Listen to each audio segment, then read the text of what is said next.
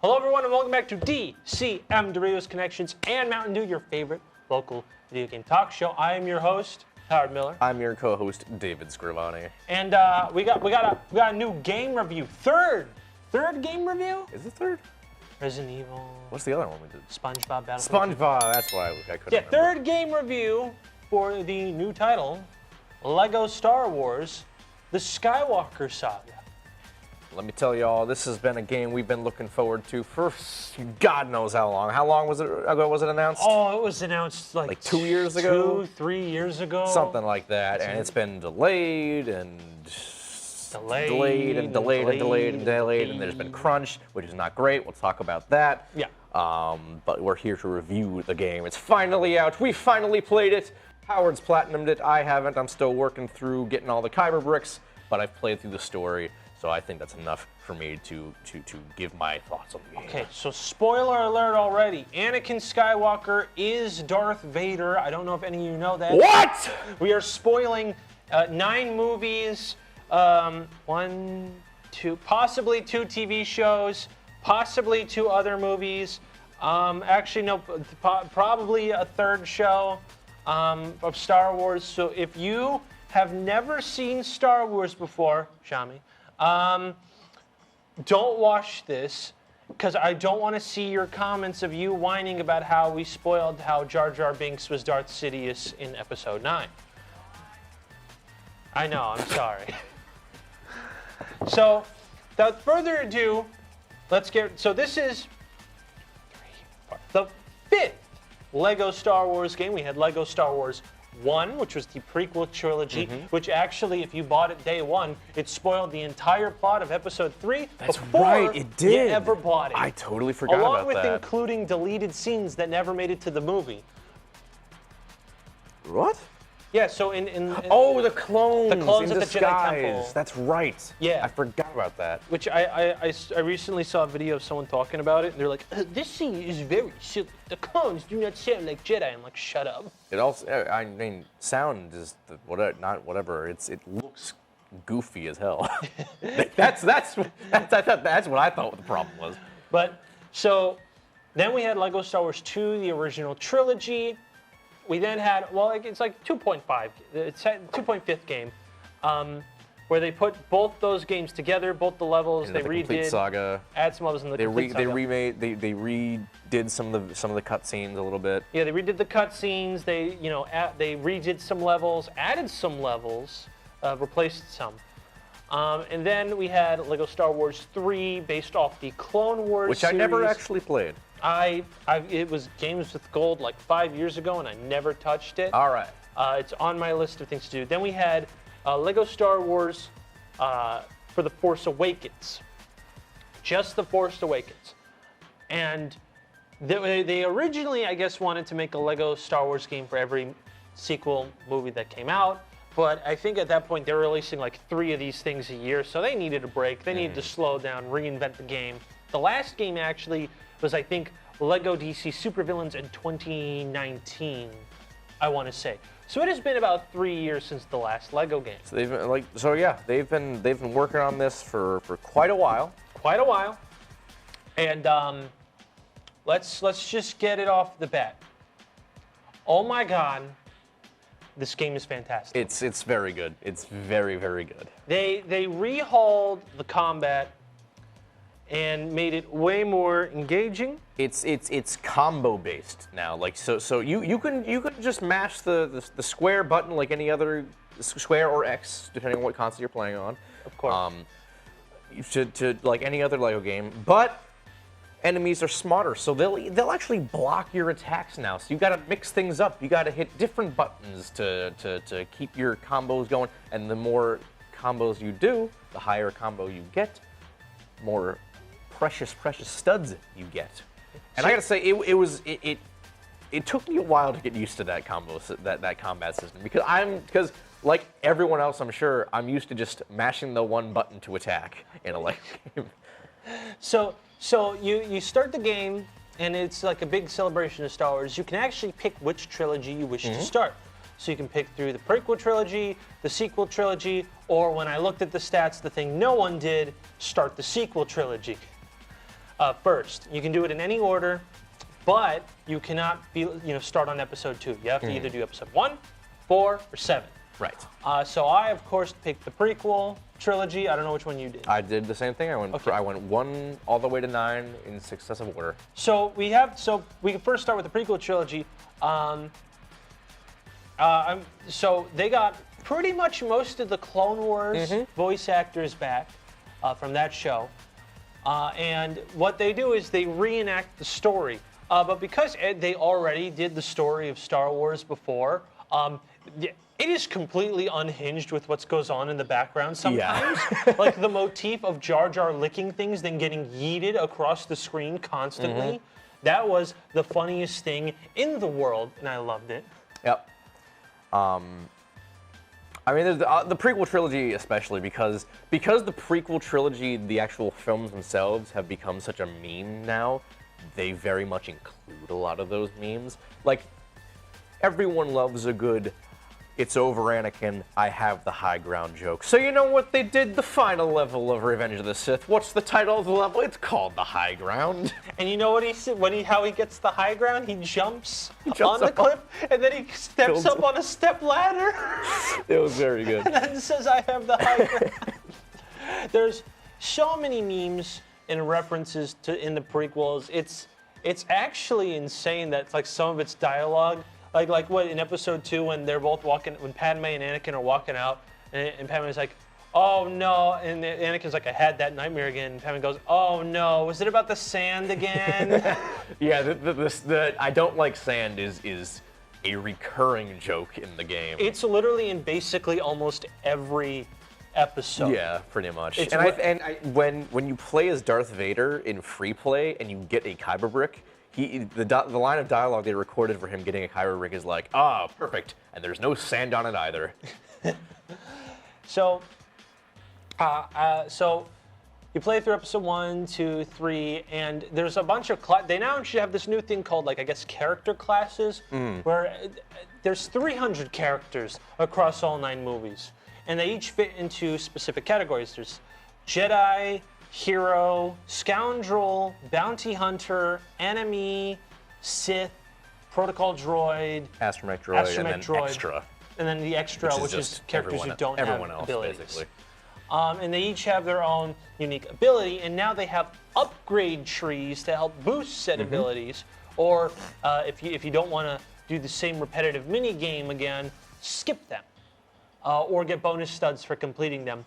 And I liked it, but I do think on paper is that a lot of the categories felt pretty unbalanced.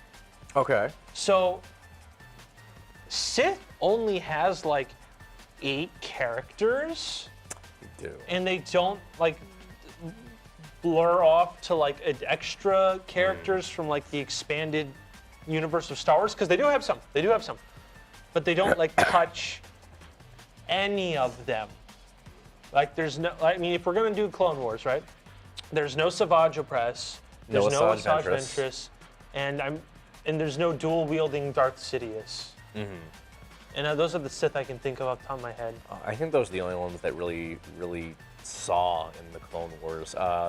In terms of Rebels, none of the Inquisitors. Yep. Which seems like it would have been a good get because they're going to be showing up in the Obi-Wan Kenobi series very soon. Yeah.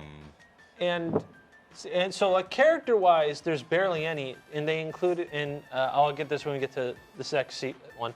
But also, they do exactly the same thing as the Jedi. Even all upgraded, they basically do exactly the same. There really is no difference. For me, I tend to use the dark side more than the Jedi, if only because where the doors you can cut open with the lightsaber, with the dark side you can just hold the one button to smash it down. It takes about the same amount of time, but it's less work on my part. Yeah, and the choices there. Also, there's if you don't buy the DLC, no bounty hunters, when bounty hunters is one of the best classes in the game. A lot of the bounty hunters come from the Mandalorian pack. Yeah, because the only expanded universe bounty hunter I can think of is like that chick that's like pale with the red Aurra ponytail. Singh. Aurra Singh. That's like the only one I can think of. Yeah, and the fact, so this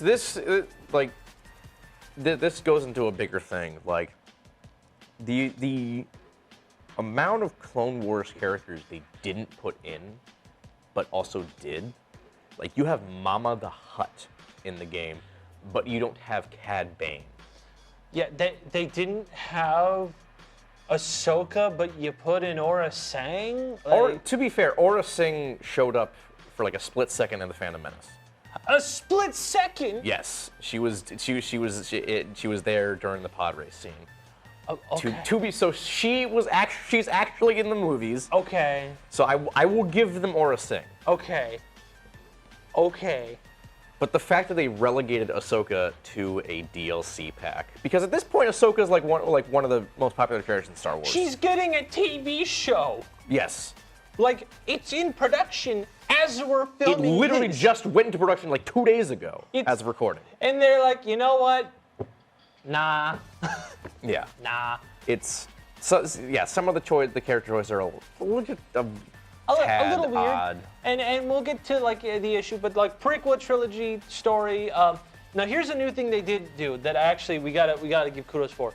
So usually in Lego games now, there's a ginormous hub world where you can go and see all the levels. Lego Star Wars saw this, went, all right, bet.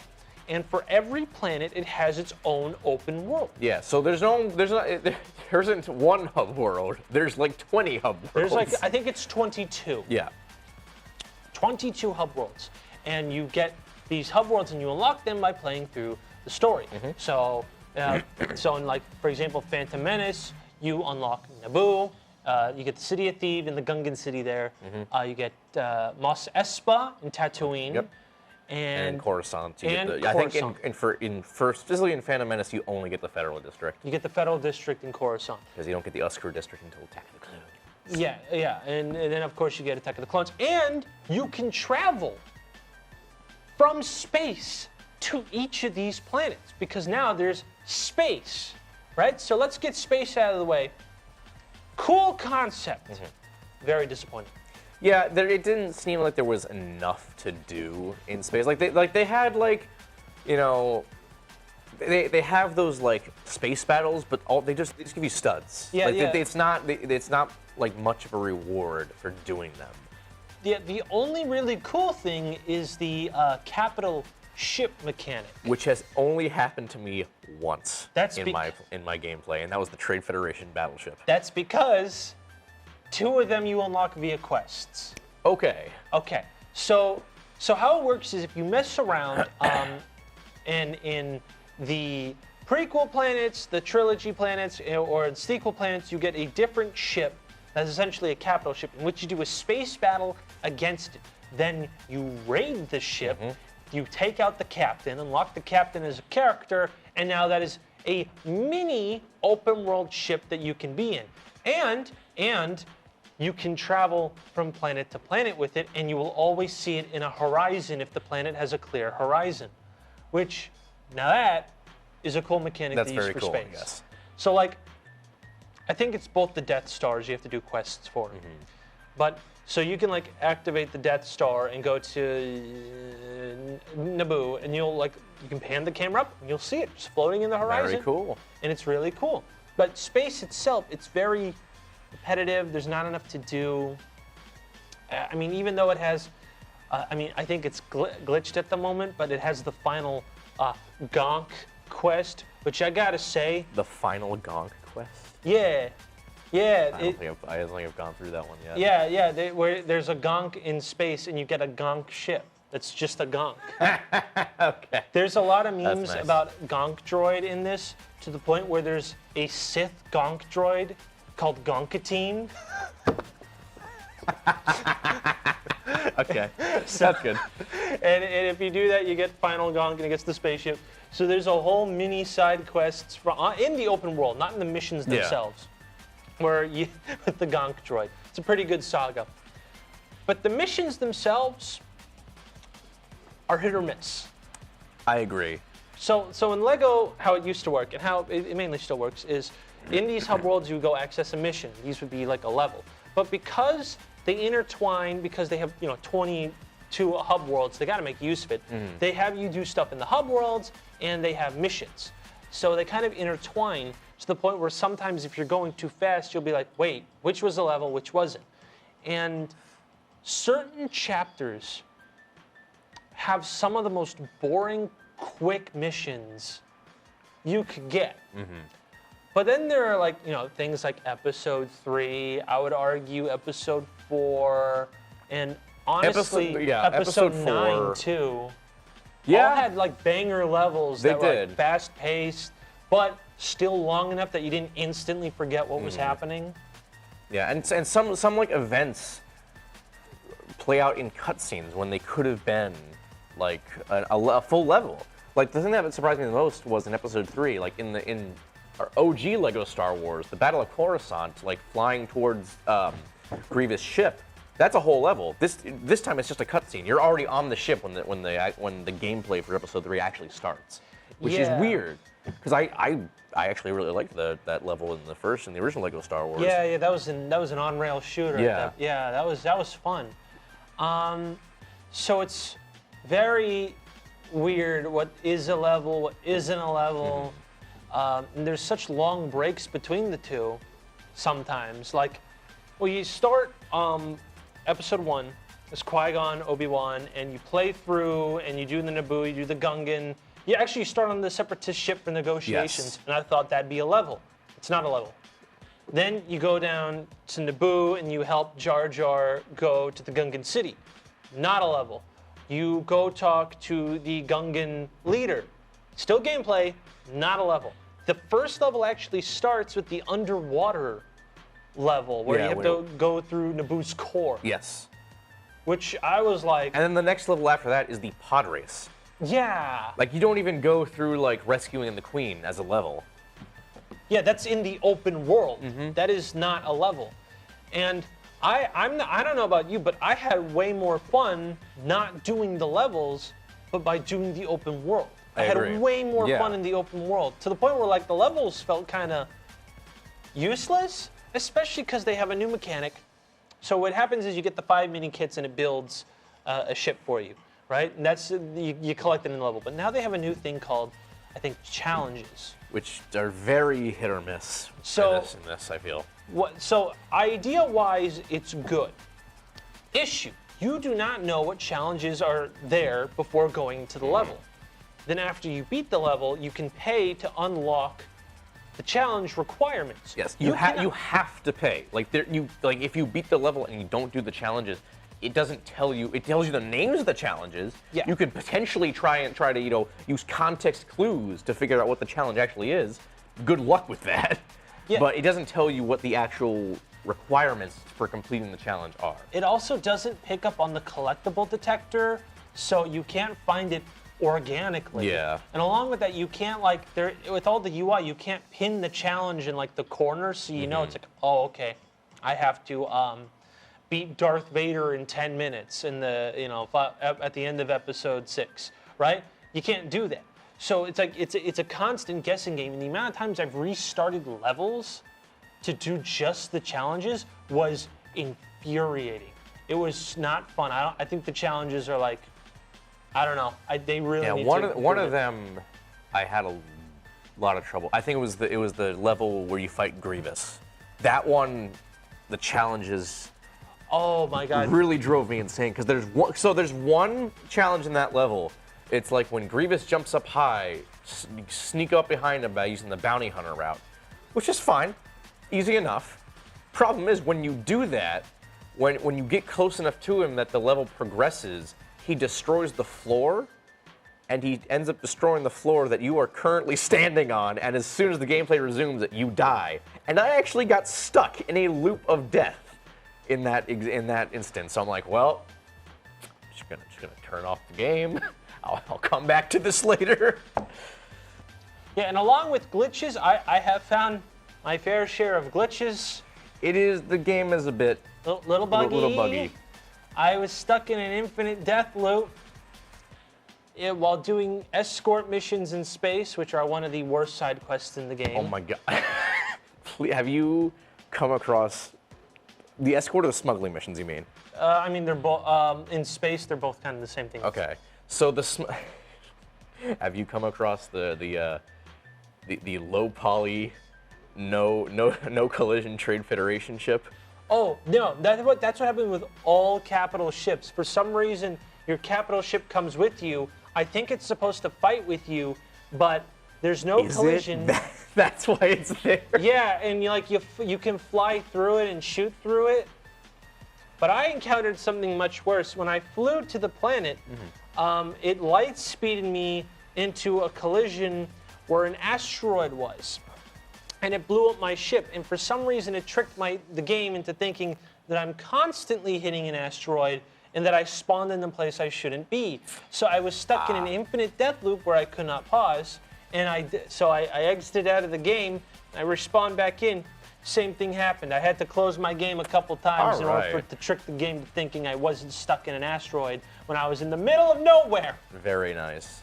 But, I've come across a bug where I don't know if it mostly only it stopped now that I've like completed all the story. So maybe it was something with the story, but it would allow me to go into character select, but it wouldn't actually let me select the character. Like I would hit confirm and then it would say no.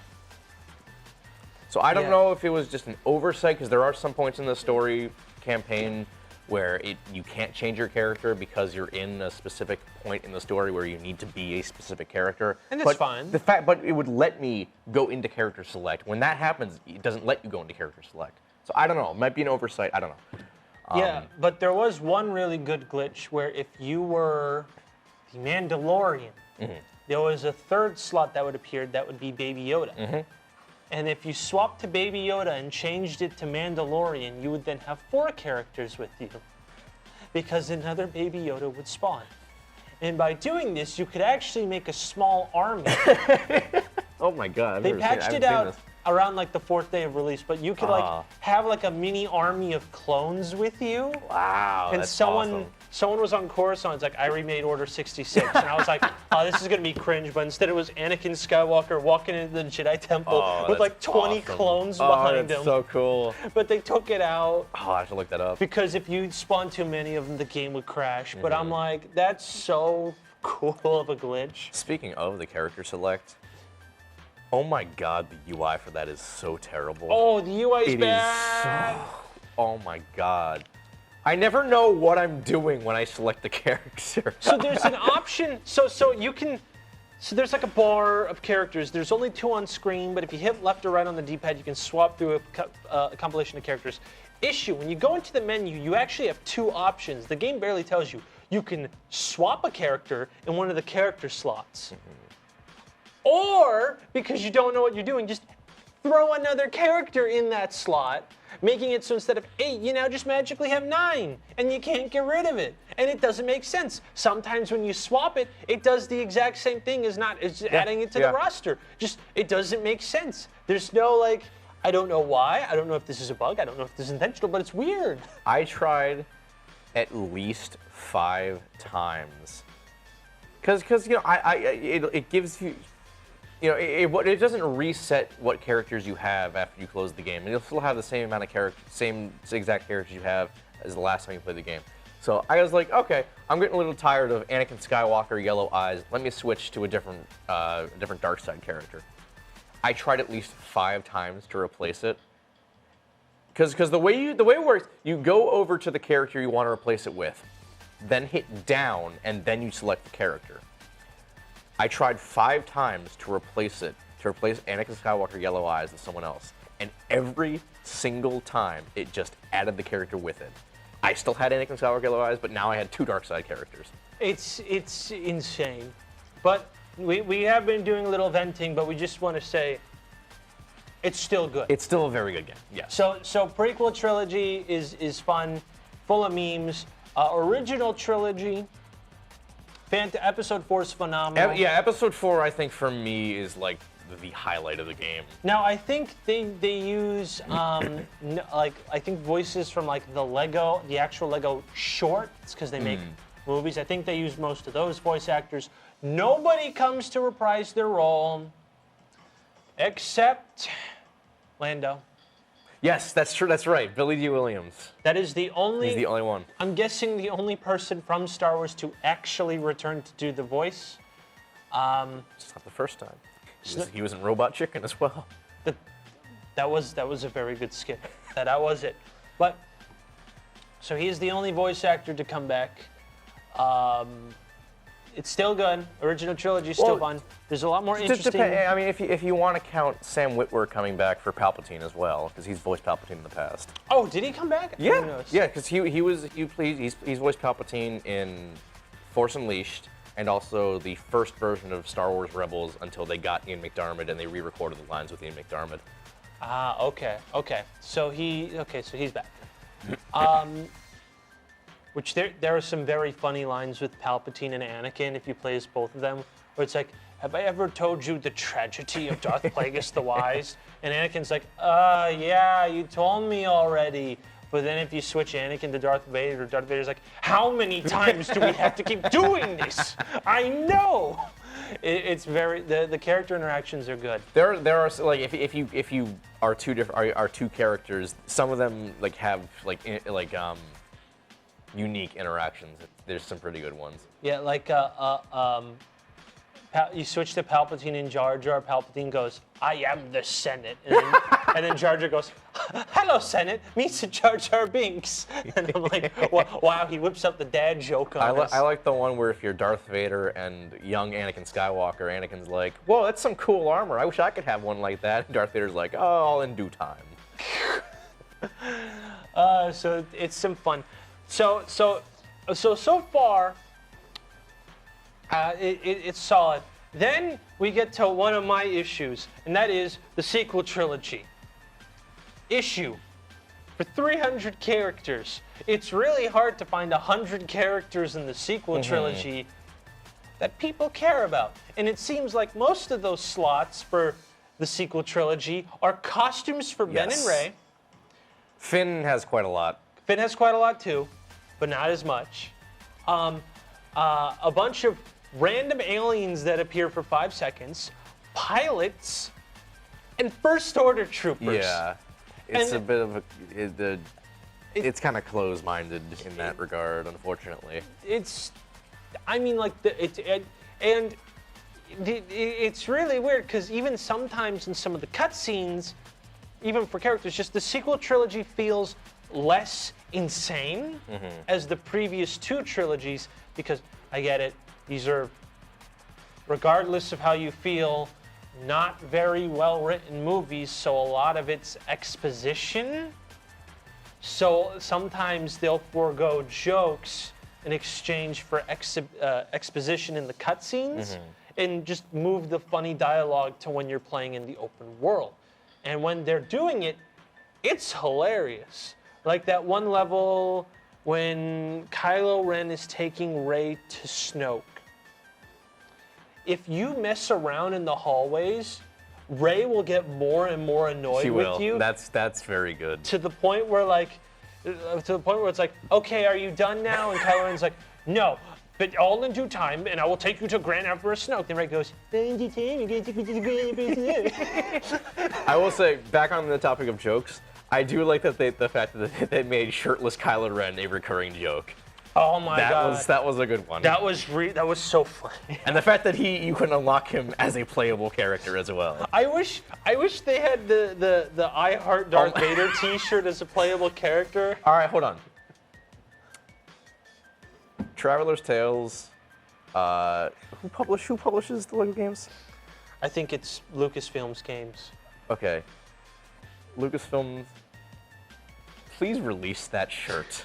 Please let us buy that shirt. I Heart Darth Vader. I would love a shirt that says I Heart Vader. I would just putting that out there. That's money you're sitting on.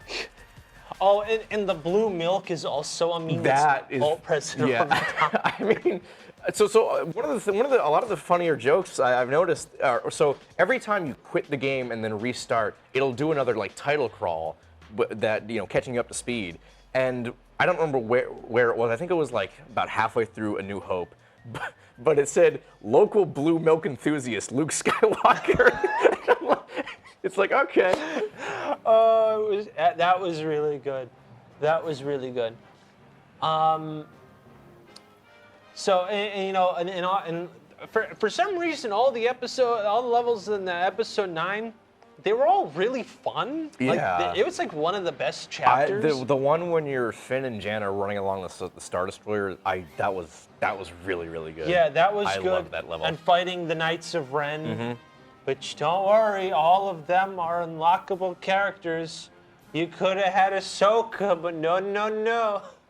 You needed all the Knights of Ren. And okay, this might be just me being a fake Star Wars fan, but I consume a lot of Star Wars content.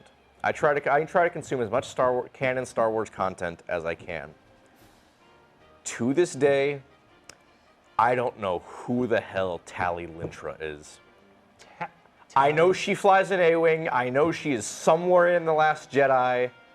I don't know who the hell she is. Yeah. I'm sorry, but like, she is a playable character in this. She's a playable character in Battlefront 2. And I don't know who the hell she is. I'm sorry. It's rough. I don't know who Tali Lintra is. Yeah. Also, we got to mention this. There's a literal stealth level in Episode 9. Like, it's the only stealth mission. Oh, when they're on Kijimi? Yes. Yes. Yes. See, I try to do it stealthily, and so I force mind trick someone to like move away so I could sneak past them, and they're like, immediately turned around and looked at me. I'm like, well, cool. Thanks for ruining the stealth run.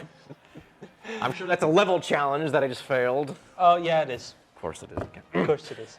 But yeah, I personally have invested 100 hours into this game to complete it 100%, because there's like golden bricks in the old Star Wars games, free to collect stuff. There's 500, 600. This game looked me dead in the eye and said, ah yes, 1,100. 1,100 collectibles.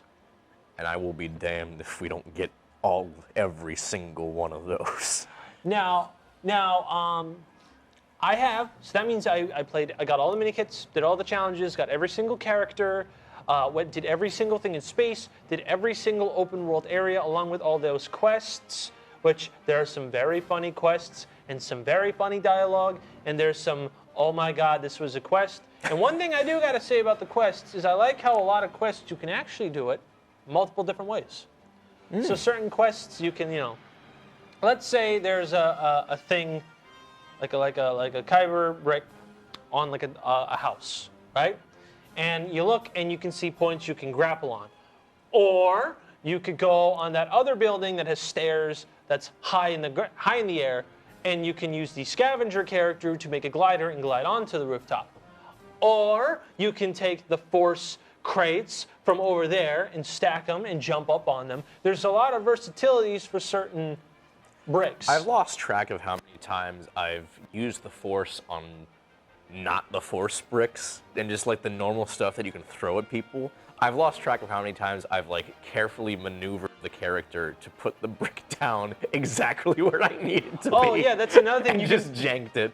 Yeah, no, you can do it, and they're not going to fix it because you can do it. You can like pick up R2-D2, plop him on top of a building, switch to R2-D2. There was one, I think it was in Coruscant in the Federal District, where it's like underneath like a second floor, you have to like stack bricks, and I just went, I don't want them. In fact, no.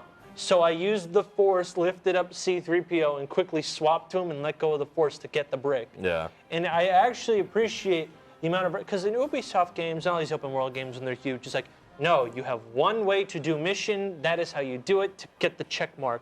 This feels more organic. And that happens in the levels too. There are multiple different paths you can take in the levels sometimes, which is very nice. I do appreciate that. Like in the episode 4, there's actually a diverging path in which you could take 2 different ways to go complete the level, which is very, very cool. And sometimes you'll get a level challenge for it. Yeah, sometimes. You won't know which path to take, obviously, because that's not how the level challenges work. But and I have to. Now, Dave, is it okay if I can spoil what happens if you get 100%? You know what? I'm going to say no. You know what? I want to find out for myself. Good. Leave the room. Leave. Oh. I got to do this. Okay. I gotta all do right, this. I'm leaving the room. Okay. See you guys later. Bye. Okay. Hurry. Bye. Ah! Go. Don't go to the control room. You'll hear me. Go far away. Okay. Now that he's gone, when you get 100%, you go to Yavin 4. There's a lever that, just there. And it'll have the 100% on it. I'm probably and when still you mic'd hit up. it, it's like the Evangelion thing of like the people clapping at Shinji going congratulations. That happens with the main Lego characters. And I was dying of laughter for about a good 3 minutes, how it's just that. And like studs will rain down and there'll be like a techno remix of the Star Wars theme, but it's literally just that, nothing else. Clearing planets in this game is a lot of work. It now, is. we have to finish it up with the DLC. Oh, hold on. Can I include one more of my favorite jokes? Mm-hmm.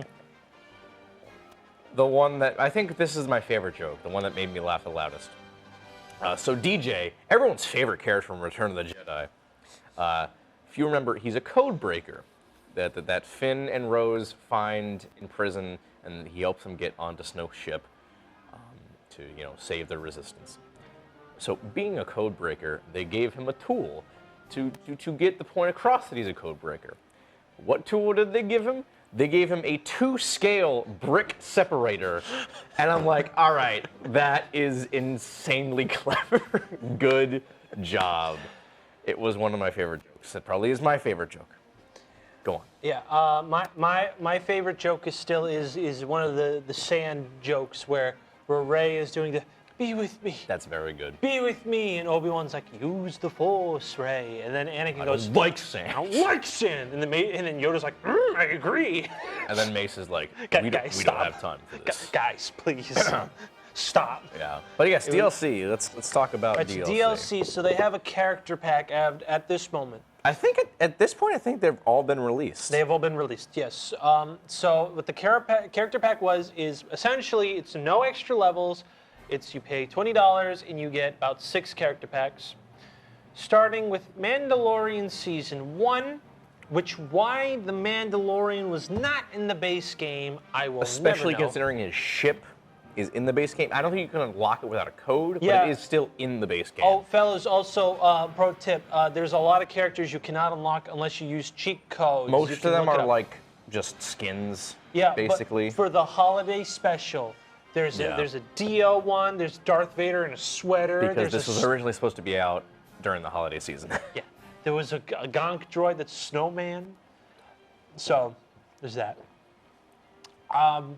But so there's Mandalorian, the I Have Spoken guy. Cool. I don't know these names. Cara Dune. Everyone's favorite. Everyone's favorite. Wouldn't it have been funny if they took Cara Dune out of the game? That would have been the funniest thing in the goddamn world. Who is the guy that gives Mando the contracts? Grief Karga. He's there, and I think... IG-11's the last person. Oh, IG-11, that's right. Who is essentially just a reskin of the in-game IG-88. Yeah. Is there even any... I don't think I've seen the model for IG, but I can't imagine it's any different. It is not really any different. In And fact, because they're both bounty hunters, I'm sure they play exactly the same. Yeah, too. no, they barely even changed the guns for it. So that's that. And honestly, the Mandalorian is one of the best characters in the game. Mandalorian is one of the characters he's like my go-to bounty hunter. But I did get a little bored of him, so I moved on to the rearmored version of Boba Fett from Season 2 Mandalorian pack. Which, that wasn't the next pack. It was actually, I think, Solo, with a million characters in it for some reason. And all of them, most of them, the Scoundrel class. Which, the Scoundrel class, I'm going to be totally real, least fun class to play as. I agree. I don't like the fact that the gun charges. Yeah, it does a charge shot instead But of rapid fire. it's not like more powerful. Like the charge shot, if you upgrade it, it bounces off walls. But like if you hold the charge, it doesn't, like the shot doesn't become more powerful. Yeah. Which seems odd to me. and I'm gonna be totally real. I don't know most of the scoundrel characters. I'm like looking the gears. The gears started turning. The cobwebs dissipated, and I go, who are half these people? So that's that. And so Solo, not a good pack, especially since it was like 6 characters, and half of them were just younger versions of characters already in the game. I mean, who else? I mean, aside from Lando, Young Han, Chewie, and young Chewie, Han. Yeah. they had Kira, Tobias Beckett, and Enfys Nest. I think so. I don't think, because I don't think they had the villain whose name I can't remember off the top of my head, but it's Paul Bettany. But fellas, I don't know why Solo also was not, like, you'd think Solo in the next DLC pack, Rogue One, I don't know why they all weren't included in the base. in the base game. Because the game is called the Skywalker Saga, and technically Solo and Rogue One are not part of the Skywalker Saga. Okay, so that means they got to put in more Clone Wars characters, and they didn't. Yes. But what are you gonna do? Rogue One actually probably was. It was a pretty good pack. It's the biggest pack. It's got pretty much every character from Rogue One. I think the only one that's not there is Saw Gerrera, and that's understandable because he dies. Spoiler alert from a movie from 2016. Yeah. He dies in the first act, so it's understandable that he's not in there. Even though he's in like a bunch Clone of Wars, episodes. Rebels, Bad Batch, Jedi Fallen Order. Was he really? Yeah, he was. When you get to Kashyyyk, he's like the first character you meet. Oh my God, I so forgot. Okay. Saw Gerrera. Oh boy, I wonder what he's referencing. Then it is the classic characters pack where all the characters. Which is a very good pack. That is a masterpiece pack where everyone. It's like characters that are already in the game, but they're yellow with like the blank stare of like all the Lego characters. It's like Leia, Han, Luke, and Vader. And Lando as well. And Lando. And they all have like the old gun. But that was the touch that I liked the most. It had the megaphone piece with the translucent stud at the end. Yeah, that was a big nostalgia one. We had then I think the rest of them all released at once. There was Bad Batch, which I'm gonna be totally honest, very disappointed in. They had all the troopers, but not Omega. Not Omega, and also another thing that I've been not mentioning for this specific reason, there is no new voice acting for any of these DLC packs. So I mean, they got D. Bradley Baker to voice all the clones already. yeah, and Jango Fett. Yeah. So why they couldn't have him come in to do all the Bad Batch? If they all interacted with each other, that would have been great. Yeah. But they all kind of play the same, right? Except Crosshair, who's an enemy. Yeah. So he, of course, has the different archetype, but they're all the hero characters, so they all play exactly the same. And so I was completely disappointed by that. And they don't also include Omega or any of the other characters that made cameos. And then we get to Mandalorian Season 2, which has Ahsoka in it. That's actually a pretty good pack. It's got Ahsoka, it's got Rearmored Boba Fett. Fennec Shan, Moff Gideon. Moff Gideon. I actually really like Moff Gideon. Moff Gideon's fun because he has the dark saber. Yep. And who was the last one? Does it come with the Dark Troopers? No. Oh, that awful pack. There was the Stormtrooper pack, which came with various random Stormtroopers as seen throughout all the Star Wars series, including the Dark Trooper issue. Was the Dark Trooper in the Trooper pack? I think it was. The Death Trooper was. Oh, okay, then I'm thinking of Death Trooper. So I gotta ask, why? The roster's already padded with 1 million clones. Why? Why? I didn't need another Flame Trooper when there was already a First Order Flame Trooper. That makes no sense. Why couldn't we just have a Clone Wars I will pack? say, apparently, the Incinerator Trooper is like one of the most overpowered characters in the game. Yes. I haven't played him, but that's what I've heard. But so is the First Order, because it's the same character Fair. reskinned. Fair. But that is a pro tip. Any flamethrower trooper is like one of the best characters in the game. But it's like okay, so and they released on the same day. It's like, okay, here's the Clone Troopers. Mm-hmm. Also, here's Mando Season 2. And Mando Season 2 has some of the best characters you can play as. Again, no voice acting at all. So you pick Ahsoka, and she doesn't make any reference to Darth Vader or Anakin, which is really kind of weird. But the Trooper Pack was so useless. Yeah. It feels like it was leftover content. That they And just, like we talked about this a while ago. Every single trooper that is in that pack could have been put in a separate pack. Yeah. Death Trooper could have put it in the Rogue One pack. Incinerator Trooper could have been put in the Mandalorian Season 1 pack. Mimban Stormtrooper. There was another one. The Range Trooper could have been put in the Solo pack. All of them could have been put in different packs. So it's just weird that they were given their own pack. Yeah. So I'm shorter now. I think I've said all I'm about to say. Is that why you're shorter? You've said everything? I know, I'm deflated. Yeah. I am deflated now. I am a small child. Send help. My legs are broken. Here's your help. Oh my God, yes, thank you. So I'm thinking 9 out of 10. 9 out of 10? I'm thinking 9 out of 10. Because obviously, even with all my gripes, it is still probably one of the best Lego games and the most of this gen. I think it's better than Lego. Well, it's the only Lego game in this gen. Oh, I'm sorry. Well, technically, it's both gens. Haha. So it's better than Lego Incredibles, better than Lego DC Supervillains, even though I really like DC Supervillains. Forgot Incredibles existed. Yep. It's better than what? Lego The Hobbit, better than Star Wars Episode 7. I'm just... Which I believe, that wasn't that, received really well, too? Yes, I mean, I enjoyed it. I liked it a lot.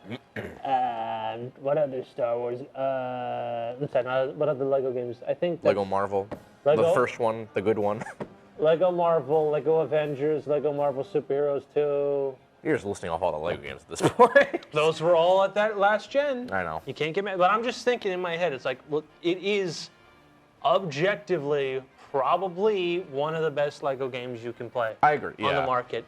It does have a lot of minor gripes, so I wouldn't go out, full, 10 out of 10, but... Yeah. I personally, I'm going to go down to 8. I still really like it, but there are, so the fact that there's a lot of characters that weren't in the game or and relegated to DLC, and there's some levels that shouldn't have been in there, or rather, levels that should have been in there and weren't. Yeah. It's just, it's frustrating. It's still a good game. It's just there is some frustration. So range, high 8 to low 9. Yes. There we go. That's a good range. That's Yeah. the official DCM rating. So that's all I have to say about it. I keep getting shorter because this chair's not working. Pretty soon he's gonna be gone.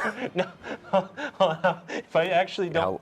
Yeah. Woo. Is that how low it can go? There you Yeah, that's go. how it looks. So with that out of the way, I'm Howard. I'm David. This is Godzilla. We'll see you all Goodbye. next time. Bye-bye.